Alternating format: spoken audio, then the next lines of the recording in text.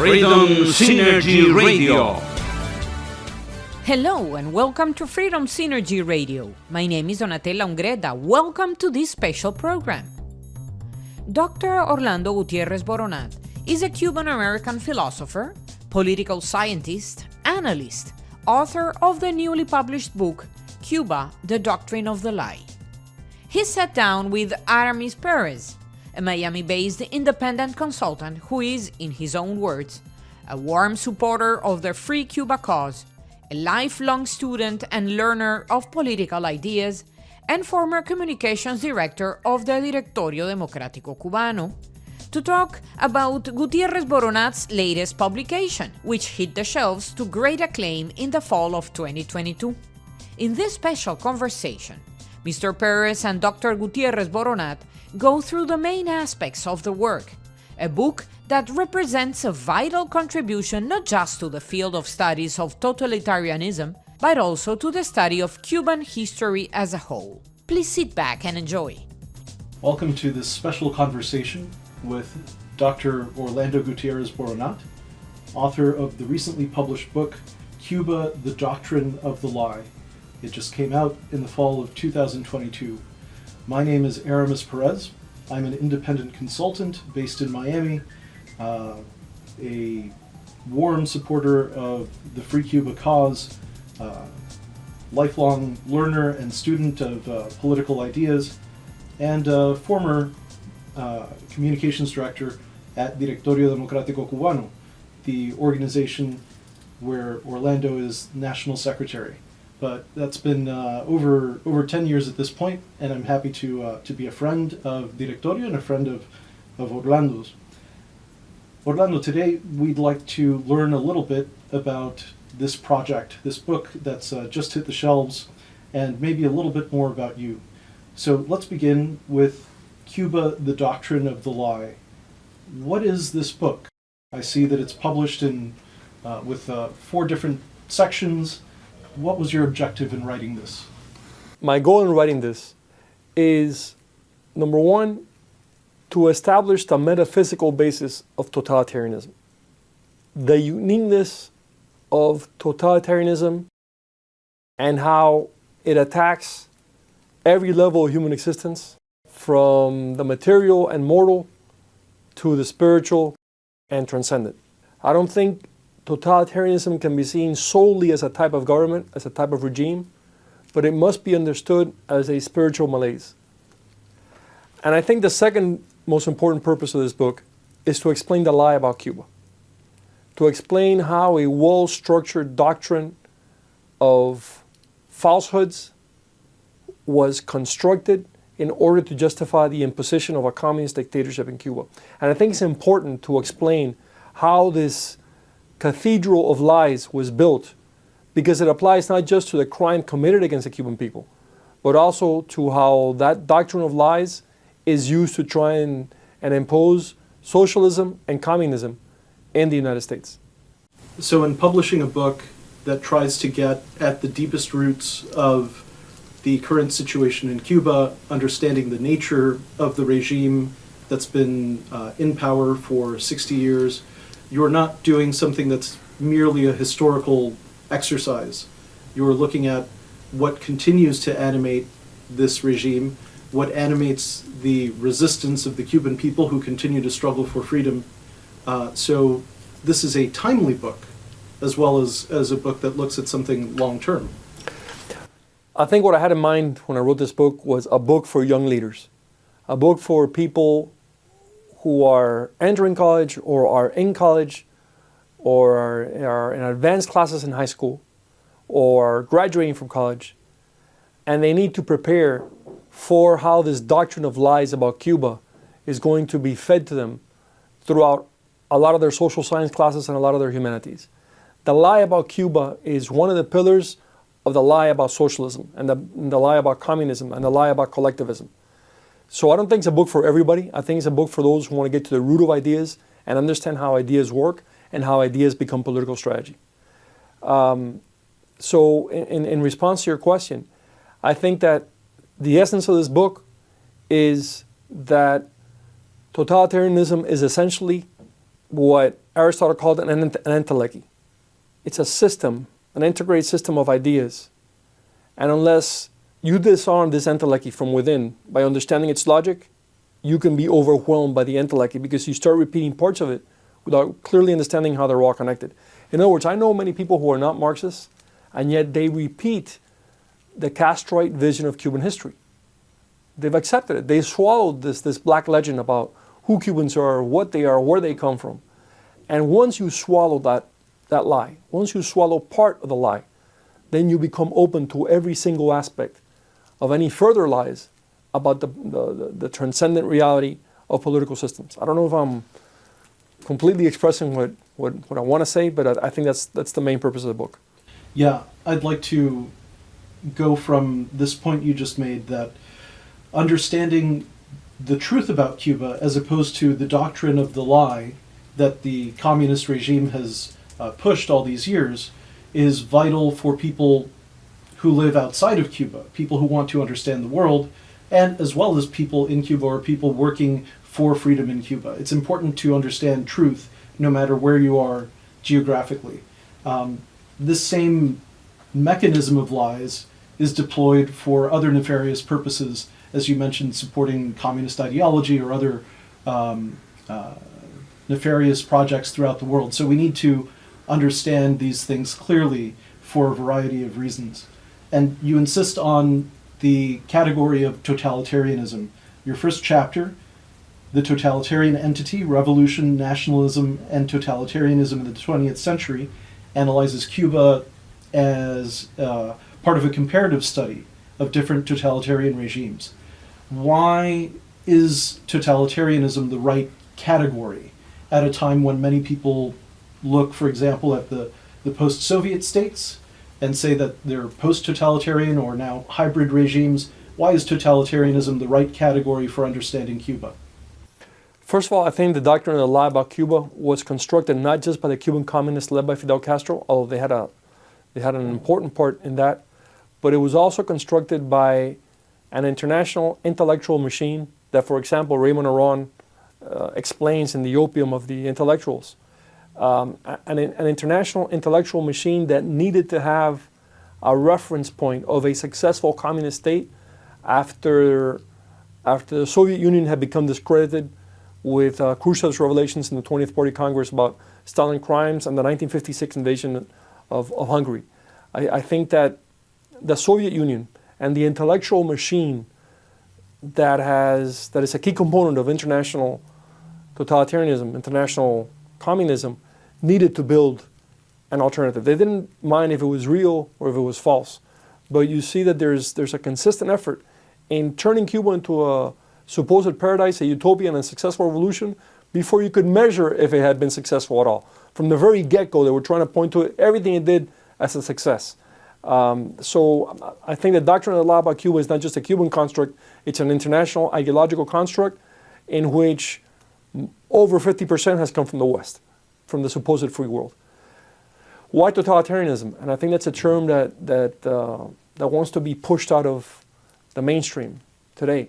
And I don't think totalitarianism belongs wholly to any political ideology. I think it transcends political ideologies. You can be a left-wing totalitarian, you can be a so-called right-wing totalitarian, although I'd have to see what the roots of that thought are.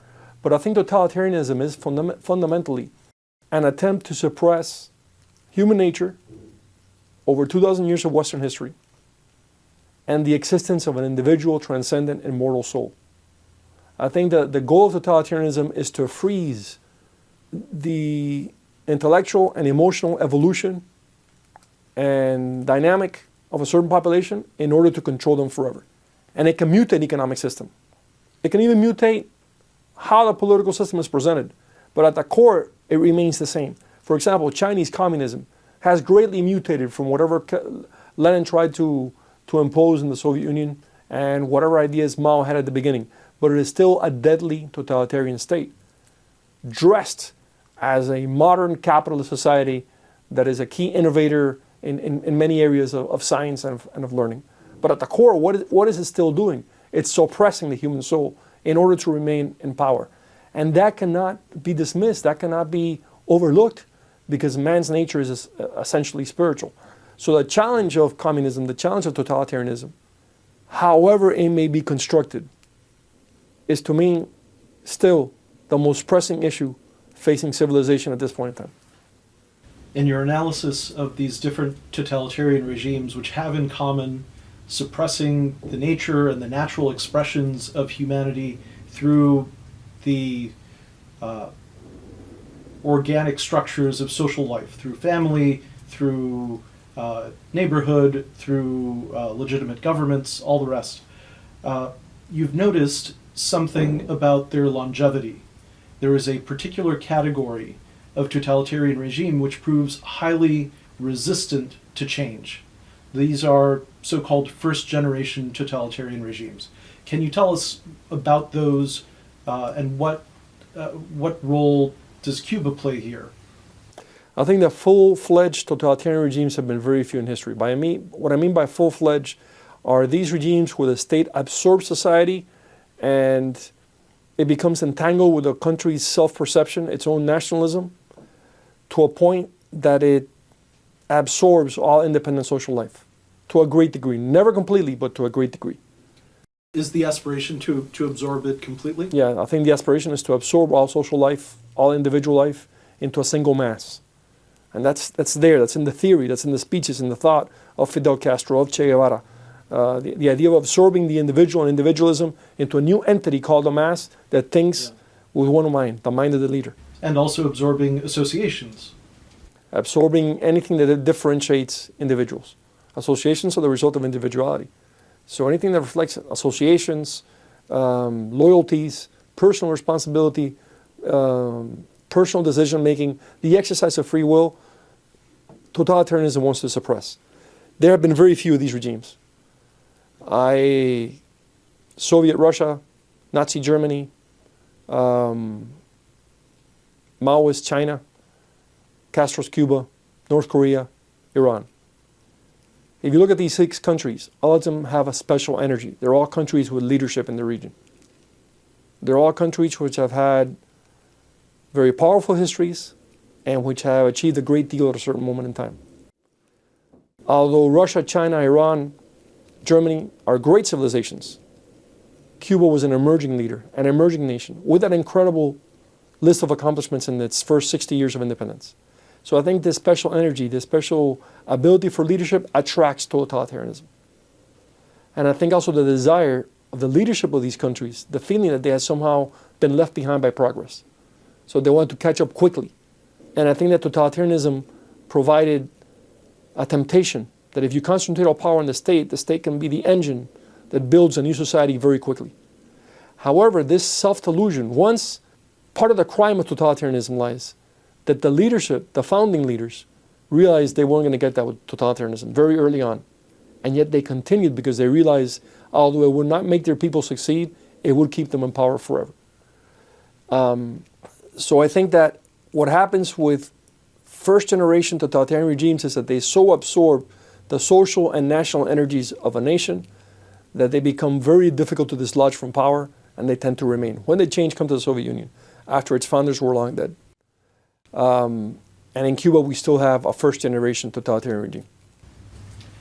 Give us a little bit more detail about how Cuba is still a first-generation regime, because we've seen power change hands from Fidel Castro to his brother Raul Castro. We've seen Fidel Castro dead and buried. We've seen a new president, Miguel Díaz-Canel, come onto the scene. Why is Cuba still a first-generation totalitarian regime? It is my belief, and I can offer you evidence for this, that Raul Castro still runs Cuba. He's a founder of the regime, a key founder. I think that you have other people in key places, such as Ramiro Valdez, another famous commander, who still have a key role in running that regime. So I think the founders are still alive. It's still a first-generation totalitarian regime. Do I think that regime is fraying at the edges? Yes, I do. I think the Cuban soul and the Cuban spirit has resisted and is starting to succeed against this regime. But do I still think it's a first-generation, deadly, dangerous totalitarian regime? Yes, it is. And one of the things where you can still detect that it's a first-generation expanding totalitarian regime is look what's happening in Latin America. the Castro regime, the communist regime in Cuba, is a key pillar of the subversion of democracy that's going on in Latin America now. Yeah, we can certainly look at institutions like the Council of State and other key parts of the Cuban regime, and clearly identify founders and revolutionary leaders who were there in 1959 and remain in key positions of power today. Historically, they have not been content, as you point out, to try to re-engineer just the Cuban soul and malform it into their new communist man. They've been doing this to other countries and in other places. So they continue to pose a threat to countries beyond Cuba, in your opinion? Look at Venezuela, look at Nicaragua, look at Bolivia. The communist regime in Cuba is deeply embedded in what's happened in all three countries. Venezuela was once Latin America's most accomplished democracy. Now it's a tyranny with millions of Venezuelans seeking refuge and fleeing what was once a rich and prosperous country. Look at Nicaragua, the level of repression, of people killed, of people in prison. The regime is still neck deep into that repression. And I can cite other places in the world. Look at the Russian aggression against Ukraine, which is one of the main facilitators of this regime internationally for that aggression, the regime existing in Cuba. In your analysis, you note how these kinds of regimes use the state to accomplish all these ends. There's party leadership. They attack the conscience of the individual, misshape it. The self-awareness. The self-awareness, and they have this fixation on death. As you look at these different factors, it's clear that we understand how they work, but you also identify factors pointing toward prospects for the future, prospects of successful resistance against totalitarian regimes existing at the moment, such as that in Cuba, and against the possibility of new ones. So what are some of those signs that you've identified of the way that resistance can be successful? I think that I agree with Gene Sharp that independent cells of society always survive, are always very resilient. And from those cells sprang the civil society resistance against the regime. That civil society has blossomed into a nationwide civic uprising against the regime, which continues with defiance and resistance against that regime. I think the Cuban people have resisted every way they can. And I think the slogan of Patria y Vida, homeland or death, homeland and life, as juxtaposed to homeland and death, which is the communist slogan, shows you that Cubans know that this regime is killing Cuba. It's draining it of its vital energies. And one of the things you see in all these regimes is how mortality rates collapse with these regimes. Nations stop reproducing themselves. That's certainly one of the aspects. I don't know about the case of Iran, but it's certainly the case in Russia, China, and Cuba. You also notice that there is an amputation, a decapitation of history. People become estranged from their internal memory of who they are, their private history. So they begin to see their past as a different reality, a different nation. They find the regime is designing a way to cut the links, to separate us from our dead and ourselves from our generations to follow, to break what Edmund Burke called the generational pact, which is the basis of nationhood. And I think there's also an attempt to usurp national culture. Cuba had a cultural revolution between 1902 and 1959. No one talks about that. Cuba emerged as a world cultural power with over 100 different genres of music being brought to the world by Cuba, with an excellence in all types of arts that's been unmatched in such a short period in Latin America. The regime suppressed all that. The regime tried to control all that culture, and the result has been that the innovation that we see in that free Cuba of the first half of the 20th century has disappeared. That's something that's rarely noted, but it's a fact. And we see the creativity of the entrepreneurial Cuban, of the individual initiative, how it's blossomed and flowered outside of Cuba instead of in Cuba where it should have happened. Now, why should anyone care about this, anyone who's not Cuban? Because I think if we look at our crisis in the southern border, if we see the amount of people arriving in the U.S., that breakdown of governments throughout Latin America, this vicious regime in the heart of the American continent has been a key part of that draining of the institutions of Latin American democracy. So we can note that Cuba has had a vital tradition as a nation, free Cubans expressing that vitality through the republic upon the establishment of independence, and that same stream has nourished the resistance movement, which isn't a new phenomenon. It's something that has had different manifestations throughout the years. It's currently working, it's currently struggling, and they embody this alternative to the manufactured nationalism controlled by the Cuban communist regime. This last point about subversion in Latin America, about the way the Cuban regime has impeded other countries from exercising their own sovereignty, exercising their own nationhood, developing with free institutions. Tell us a little bit more about how extensive that project has been. There's a key term used, which is vital tradition. It's a great phrase. It's a great concept.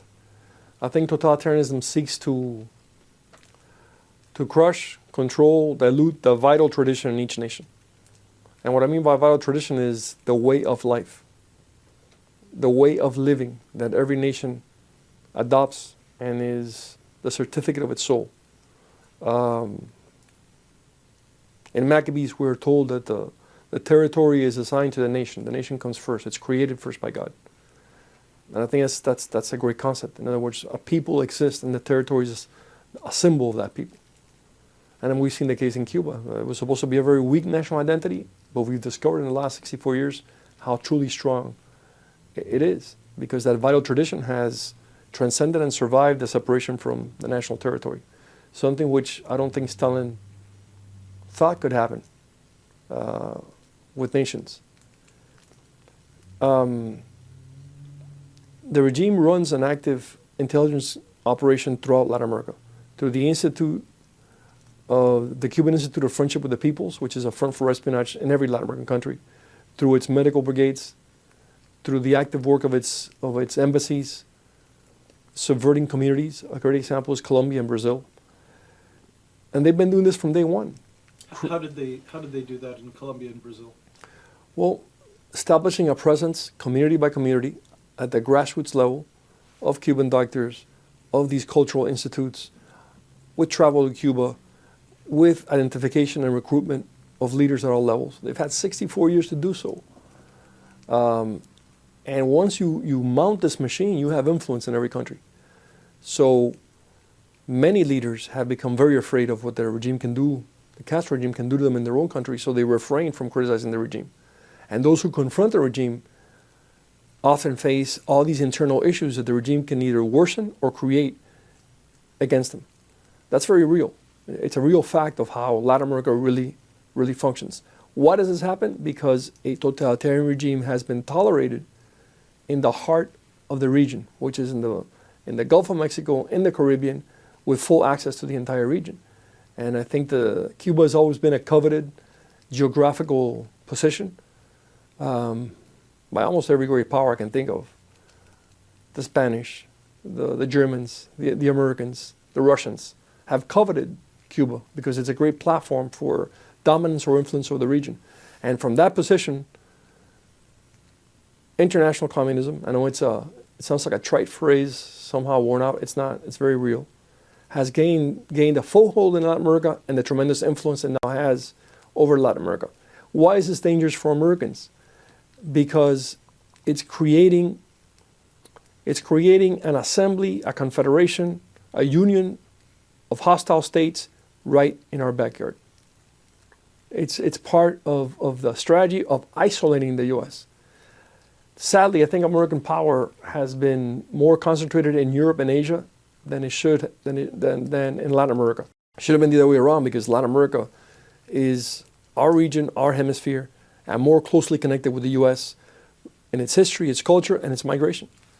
Orlando, continuing on, Chapter 2 is entitled Doctrine and Symbol of the Lie. So we're getting deeper into the central concept of your book, where you got the title. but the doctrine and symbol of the lie of Cuban totalitarianism, in your opinion, is Ernesto Che Guevara. Why did you spend an entire chapter looking at Guevara's biography, political thought, role within the Cuban regime, perception among actors abroad? Why is Guevara so important in your analysis? I looked at Che Guevara, I looked at Ernesto Che Guevara, because I think that as a symbol of totalitarianism, he's far more influential and transcendent than Fidel Castro. Fidel Castro heavily participated in the construction of the Che Guevara symbol, an icon, a construction in which Che Guevara collaborated fully.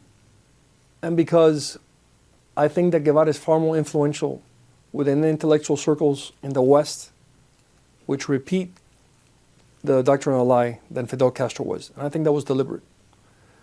Also because I have a personal history of remembrance of resistance to the regime based on Che Guevara. I have a memory of being a little kid in Cuba and being sent home with an assignment that was colored by numbers and doing it with my mom. And when my mother saw the end result of the color by numbers was the face of Che Guevara, I clearly remember her saying, "They don't even respect children," crying out and ripping up the paper and throwing it in a trash can. And then I went to see what she ripped up, and it was Che Guevara. And at that moment, I knew he was my enemy. At that moment, I knew he stood for things my parents did not stand for. So I think that's the kernel of it. But I also heard or found, my wife brought to my attention, a conversation that Guevara had with left-wing intellectuals in New York City in 1964. And I had never heard him speak, converse. And I realized the depth of the evil and the madness in the thinking of this man. And certainly, what you find in Che Guevara is what you find ultimately in Fidel Castro. Totalitarianism isn't just communism. Totalitarianism isn't just Marxism. It's a mix of ideologies which negate the individual, which negate human free will, and have a collectivistic, deterministic, apocalyptic view of human existence. And by tracing Che Guevara's thought and going into what he really thought about things, and also he's very vocal, whereas Castro is very shrewd in what he said or didn't say, Guevara was very open about what he wanted to do with Cuba, in his writings and his speeches. And there I could trace the fascist, the Nazi, the communist influences in what this man is saying and doing. And there's a process called mass formation, which a Belgian psychiatrist called Matthias Desmet has really exposed very well in a book called Psychology of Totalitarianism, which just came out. It's been a very big seller in Europe.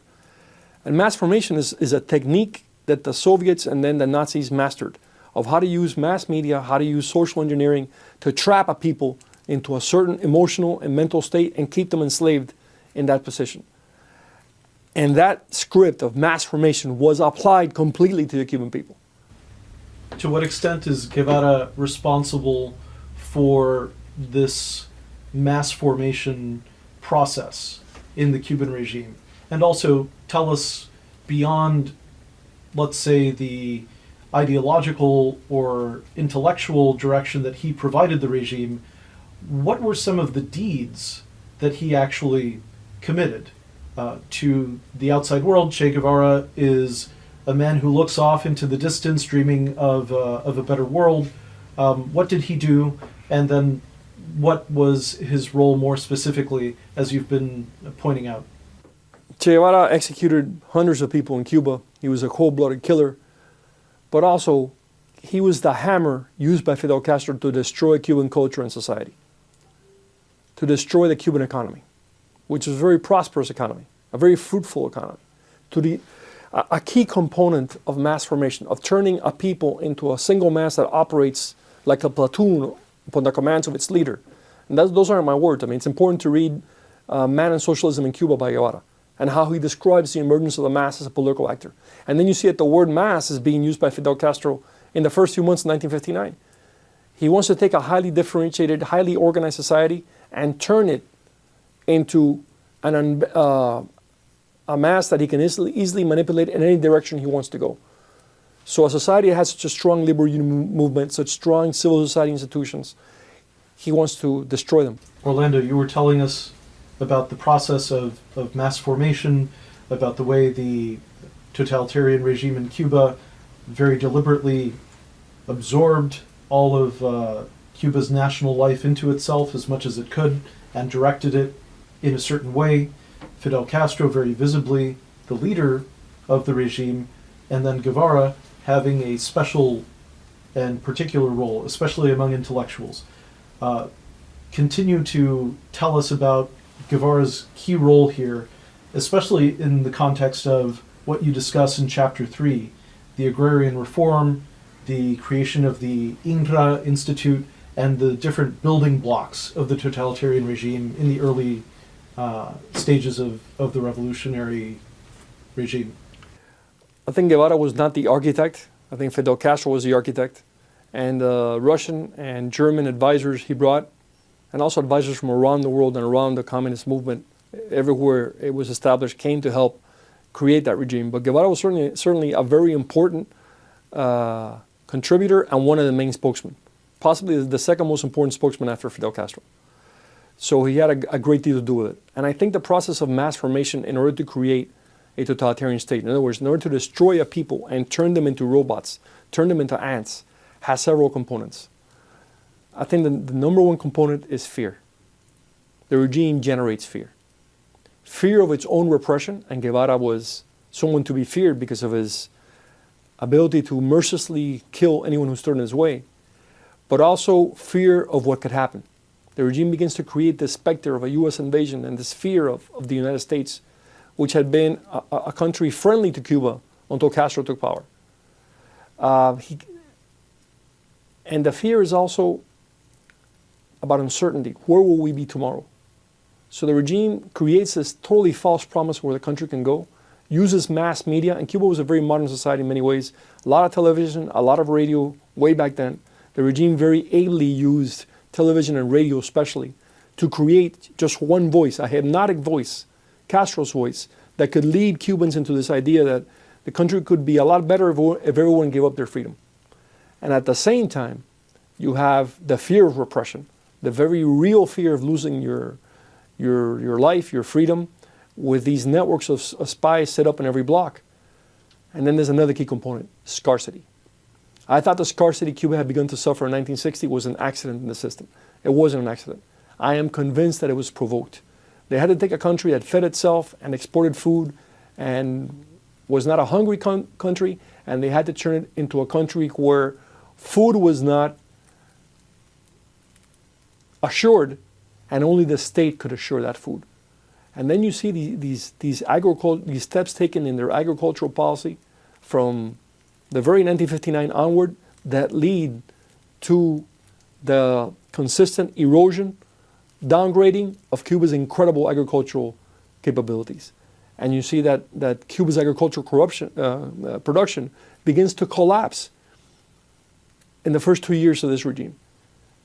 Reading about how the regime set up the National Institute for Agrarian Reform, I realized that that institute, the INRA, had not been set up to carry out agrarian reform.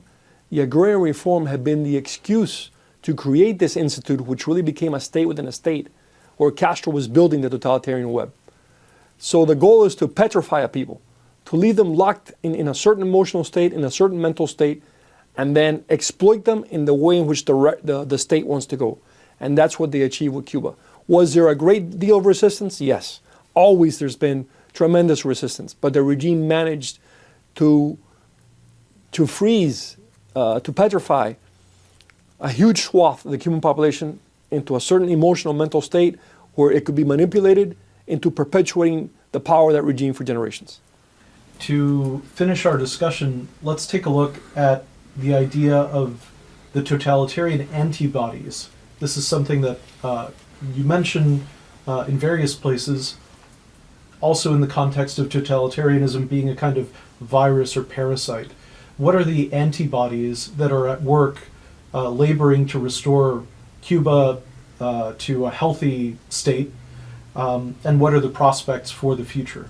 Then finally, where can we find a copy of Cuba, the Doctrine of the Lie? I think the number one antibody is the expression is the immanent presence of God in all creation. And that even though any regime may try to use state power to engineer the human soul, there are limits to how far they can go, because God exists and there's an order to the universe. And this order, no matter how you try to manipulate it and corrupt it, the laws of this order will come back with greater strength. I'm paraphrasing what Marx said about economics and the laws of economics. The laws of the spiritual world are very real, and they're the undergirding of human reality.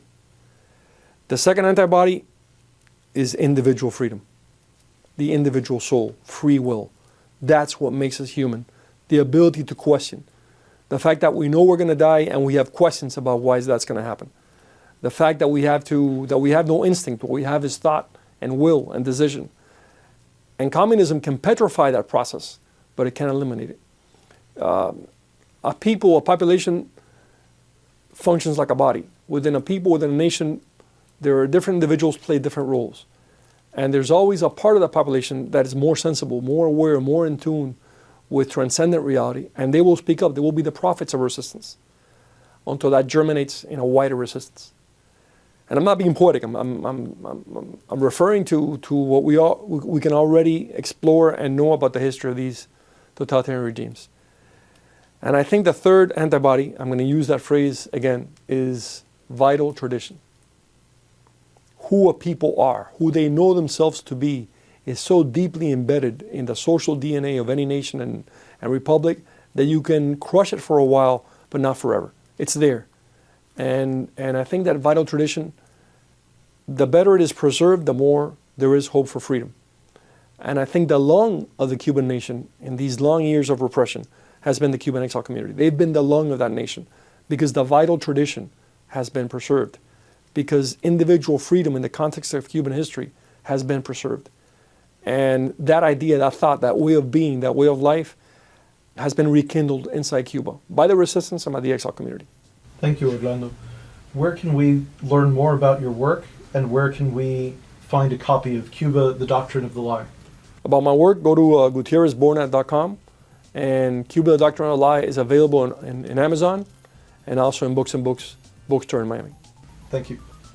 The previous was a conversation with Dr. Orlando Gutiérrez Boronat, author of the recently published Cuba, the Doctrine of the Lie, hosted by Aramis Perez. We remind you that the book Cuba, the Doctrine of the Lie is available on Amazon.com. Thank you so much for listening to this special episode of Freedom Synergy Radio. My name is Donatella Ungreta. Until next time. Freedom Synergy Radio.